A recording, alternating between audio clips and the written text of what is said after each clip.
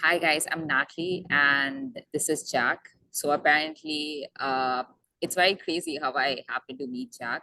So I met Kid Leroy at the Grove in Los Angeles, and I just posted a picture of it on Instagram, and Jack just happened to like it. And then I was like, wait a minute, who's this guy? He had a blue tick mark in there. I was like, okay, maybe some artist probably. And then I checked out his profile, and then I was like, oh, this guy's really dope. And then I went out to listen. I think the first song I listened to yours was 21. And then I went on to listen to some more of his music. And then I realized that Jack just turned 18 and the time when you wrote it was 17. And Jack's not just an artist who's like, has had his music out there, but he's like being doing tours and has an album out already, something which is so rare for someone who's an artist, given the self-doubt and all the different emotions that you feel about putting your own story and your own work out there. So props for you for doing that. All right, so I'm just gonna stop talking and let you continue. So maybe why don't you introduce yourself to all the audience out there in your own words? My name's Jack West. I'm originally from Rochester, New York, and I've been making music for about 8 years, 9 years. I just turned 18, so we'll see what happens. All right. So I know a lot of people struggle with understanding what is it that they love and what is it that they want to do full time. So for you, how did you realize that music was for you and this is what you wanted to do as a career? Good question. When I was 12, I got the opportunity to sing with Eddie Vedder from Pearl Jam on stage in Nashville in front of like 30,000 people, and that kind of like changed my life or perspective on what I wanted to do in life. And from then on out, it was just 100% music, and I haven't stopped since. But prior to that, I was taking piano lessons and guitar lessons from the age of like 6 and up. Um, so it's only progressed from there. So wait a minute, you said you sung in front of 30,000 people. Yeah, when I was 12 at this festival in Nashville, Tennessee. I don't know if you know the band Pearl Jam, but I do, I I do. yeah, I got to sing with Eddie Vedder on stage at this festival, and it was super crazy. Like the video went like viral on YouTube. Not crazy, but it got some attention and got some fans from it for sure. So Wait, how did that happen though? I'm really curious to know. I'm sure everyone is. yeah, and I earlier in the day I was in the lobby of my hotel I was staying at, and Eddie Vedder happened to be staying at the same hotel as me. And as he was leaving to go to the show, I ran into him and I asked for a picture, like a selfie and all that. And then I asked, if I could sing with him that night on stage. And he said yes. So, I went to the show and I got to practice with him backstage, got to watch the show from side stage. And I went up to sing with him at the end of the night. And, it was something I'll always remember for sure. Wow, that sounds amazing. Yeah, no, it was. I think it was meant to be, and like it was for a bigger reason why you got all of that opportunity, because something had to happen for you to get to where you are today, and that was, I think, one thing. So that was like something which made you realize how was it like the love that you got from your fans, like the people out there, that made you realize this was for you, or how is it? Because The combination of that and just the fact that, you know, the fact that I just played in front of 30,000 people, I just thought I could, if I could pull that off, I could, I could do anything in the music world. But even though there's a lot to still do, it just gave me a lot of confidence, I guess you could say, for sure. so how do you so like kind of retracing back to where you like how did you get into this? So like after you the opportunity to sing in front of 30,000 people, so what was your next step? Like how did you decide that I'm just going to do it full time? Because I know a lot of self-doubt kicks in as well, and I know you had the opportunity to do that for 30,000 people, but like still there is this human element or something which we all go through. How do you just deal with that self-doubt and just feel like, I'm just going to do it irrespective of whatever it is that will Yeah. happen? Well, after that, I was already like playing shows in my, local town or whatever, like shows around the town. And, started to progress from there. I went to Seattle for a month when I was 13 to record my first album with the producer who produced Nirvana and the Foo Fighters. So I did that, and that only happens because the producer found me because I sang with Eddie Vedder. He like saw the video or whatever and started following me. So a lot of connections came from that one opportunity, and it led to a lot of cool things. So I mean, I just try to write music and tour, play shows, do the best I can. Wow. So you said your music, your song, like the video went viral. That was what led you to get the Yeah, I mean, opportunity. yeah. It did get quite a lot of views. It didn't get like tens of millions of views or nothing, but it got quite a lot of views, especially for the Pearl Jam fans.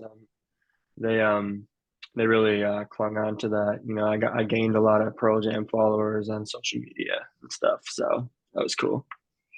That's true. That's really big. And then you began writing your own music and Yeah. now have an album out of yours. So could you tell me more about what the process was like and how do you deal with self-doubt during that whole process? Because I feel like, a lot of artists have the passion, have, the talent, but what they really are scared of is failure. And like obviously, when you're putting a personal work out there, there's just always this element of how it's going to be perceived by the audience.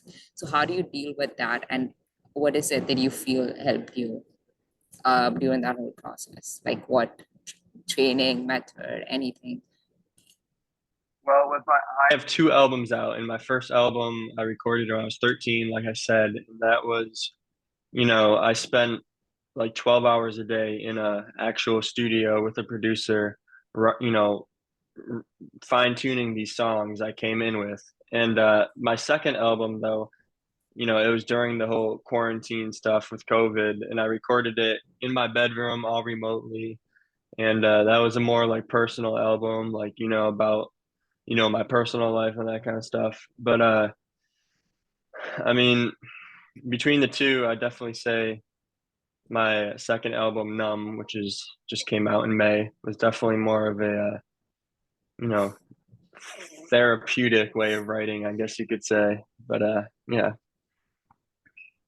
I think that was the one I was listening to some time back, and then I was like, whoa, like, like, I mean, even though I probably, I don't know much about you because it's probably like the first time we're speaking, but I could really tell about, I could understand where you're coming from and like, the way you put forth your music. I mean, the words really resonated with me, and I'm sure it did with a lot of people, which is why so many people show up for your concerts, for your shows. And so what is it that okay, so maybe what like who are your musical inspirations, and what's the vibe that you go for with your music? Because I see a lot of different, mixture of genres. yeah, that's interesting you say that. Well, I grew up listening to The Doors and like the Red Hot Chili Peppers, Pearl Jam, a lot of like 90s, 80s, 70s stuff, Pink Floyd. But when I like turned 14 or 15, I started listening to like electronic music, like I don't know, Foster the People, Daft Punk, that kind of stuff. And I really just expanded my horizons on, musical genres. And that's interesting you say there's a lot of genres in my music. I mean, I know you're asking me stuff, but what genres do you see my music as? Like, I just been curious for someone who listens to my music, how they perceive it. I see a lot of 90s and 80s along with Really? some pop music. Not like Yeah, pop. Is it correct? Am I getting it right? yeah. That's Definitely. the kind of vibe. Because I feel like, I don't know, you listening to music makes you feel like you're more of like an old soul. Mhm. something that I get told a lot. They're like, Yeah. you're so young, and like how you asking the kind of questions that you do, and I see that same in you. I feel like your music is so old soul, like it's such an old soul that it's seen in your music, and I feel like that's why probably you have like such a wide variety of audience, like from Yeah. the young to the old. And so how's it been like for you? Yeah, I know. I mean, I think you should continue because I feel like you were saying something and then we went on a whole another tangent. Yeah. My bad. I didn't mean to throw you off your course. No, no, no, no, no, no, no. It's good. It's all good. Um, I don't even know what I was saying before, to be honest.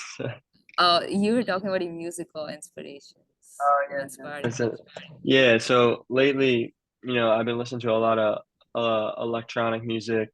You know, I listen to like Ian Dior, Foster the People, um, Lana Del Rey. I like Lana Del Rey. She's my favorite female artist. It really just is a wide variety from punk to pop to classic rock to rap to everything. I literally listen to everything. That's good. I mean, I love Red Chili Pepper. Yeah, I yeah, yeah. love Lana Del Rey. I love Ian Dior. Oh, Like you my like favorite. Ian Dior too? Yeah, I mean, those are like one of my favorite artists, and like it's funny you mentioned them because I definitely see a lot of that in your music, and of course your own music, original music taste, and like your own, your own. I see more of yourself in it, but also at the same time more of like the inspiration that you've gathered, which is what makes it so much more interesting and diverse. I Thank mean, you, thank you. makes it for like more of like a diverse music genre. So how's it like for you, being around fans, being around people who or what is like, is this something that you dreamt of? Is it something that you kind of, knew that you would have one day? Or like, what is it like for you to Well, have? there's still a lot of progress to be made as far as, I'm not a superstar or anything, that's for sure. I mean, But of course, everyone yes, thinks that way. yeah, yeah, yeah, yeah. But I do love the people who, rock with my music and stuff and listen to me and, come to my shows, buy my merch, because um, without any of that, I wouldn't be able to do anything I could do, without like people listening and, following me on social media, you know, um, I am grateful for it and I appreciate it. And it's something I wouldn't imagine when I was 10 or 11, that's for sure. Especially in school, I used to be like really a studious person, like very academic, but I kind of gave that up for the music, I kind of just flip-flopped the other way. So here we are, I guess. Yeah. I mean, of course, I mean, you can't just do everything at once. You've got to, compromise on one thing or the other. So, I mean, writing music, was it ever daunting to you? Was it ever like, do you ever like feel distracted by your own emotions when you were writing? Like, some people say that a lot, like they get on Instagram.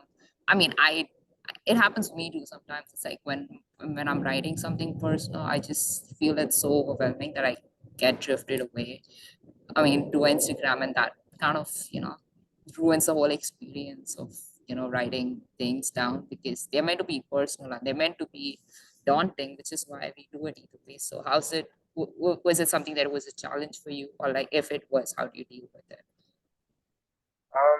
Starting out writing, I like produce my music too. Like I, play the keyboard, I play the guitar, I play the bass, I play some of the drums. I mostly do it all. So when I was like learning how to do all that stuff, when I was like 14, 15, it was pretty daunting. It was pretty, I didn't think I was like, this is going to take years to learn how to do. Like, there's so many different things and, stuff you gotta, be aware of. But now that I'm more experienced with it, I find writing is one of my favorite things to do. I'll stay up all night long and record music in my room, write, just write about what's on my mind. You know what I mean? So it's net. So the Instagram or any sort of thing hasn't ever been something that distracts you. I guess I personally I take my Instagram very seriously. I wouldn't say I get distracted from other people's Instagram accounts. I don't, you know, like think of in a jealous way or get distracted, but I certainly take my Instagram seriously and think it's a, important part of being a musician for sure. And I spend a lot of time on it. So, but yeah, I mean, it's good to it's a good thing to have to showcase your music for sure. Right. And you feel the pressure to compare. Like, I mean, I know you said right now, but do you feel like the pressure to compare yourself?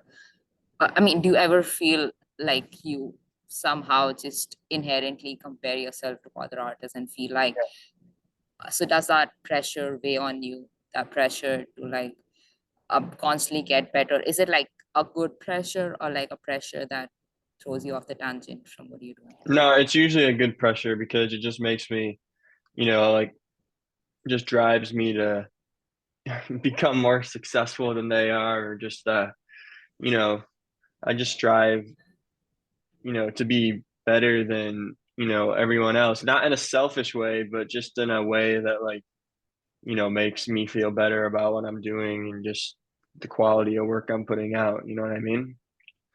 Yeah. So like, yeah, so you also mentioned that to, you know, do all of this, you had to give up on school or like, Well, I didn't completely give up on school. I'm currently in my senior year right now of high school, but like I was saying, when I was in like third, fourth, fifth, sixth, even seventh grade, I took school pretty seriously. Like I was pretty smart. I got pretty good grades.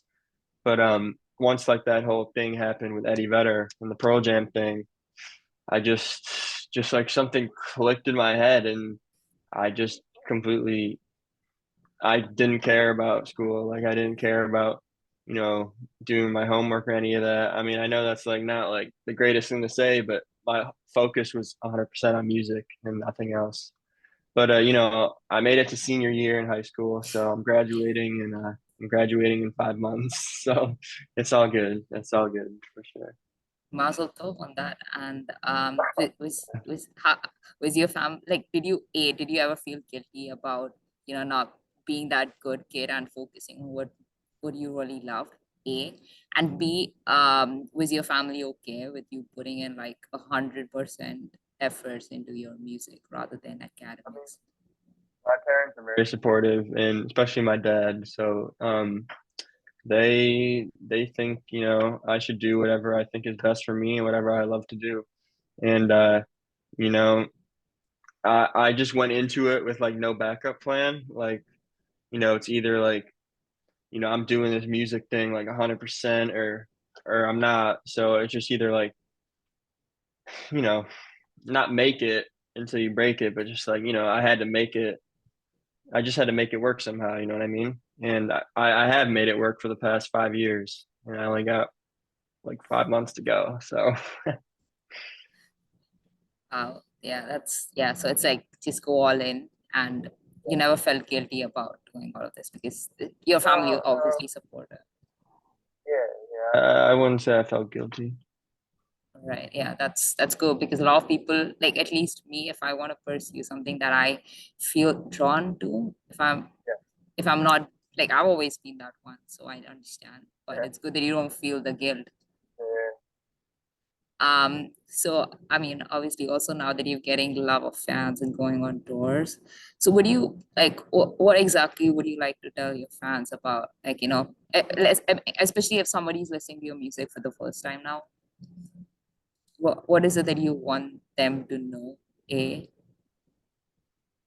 I or guess like I'd want the them to ones who show up for your art. Oh, like I'm sorry, I cut you off. no. I guess for the ones listening to, particularly to my new album, for anyone listening, I guess I would want them to know that, you know, I wrote that whole album about like the last 3 years of my life and just like, the ups and downs of it and, the things, I went through, others went through. and like you were saying, I think it's a very relatable album. Like you were saying, you listened to the song 21, right? I Yes. just think it's a very relatable album, and I want people my age or any age, but maybe for my age it might be a little more relatable to just have something to go off and just have something to feel like they can listen to and connect to and just appreciate, I guess. Yeah, I listen to more than just 21. I listen to Montreal.